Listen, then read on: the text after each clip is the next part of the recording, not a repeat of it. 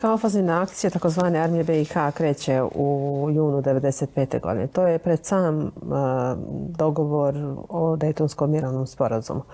U to vrijeme postoji još vanjski obruč oko snaga Sarajevsko-romanijskog korpusa i to je jedan od pokušaja, pretpostavljam jedan od posljednjih da se napadne Sarajevsko-romanijski korpus. Napad je krenuo iz pravca grada, ali i napad sa spoljnog tog obruča. Možete li nam objasniti stanje snaga tad na terenu? S obzirom na to da se u sve miješa UNPROFOR, s obzirom na to da se već u tom vremenu miješa i NATO. Kako ste rekli jul? Juni 95. godine. Da, juni. 95. 5. godine. Da.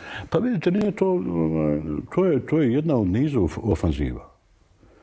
Malo prije sam pomenuo da mi 16. juni obilježavamo kao dan odbrane Sarajevsko-romanijske regije.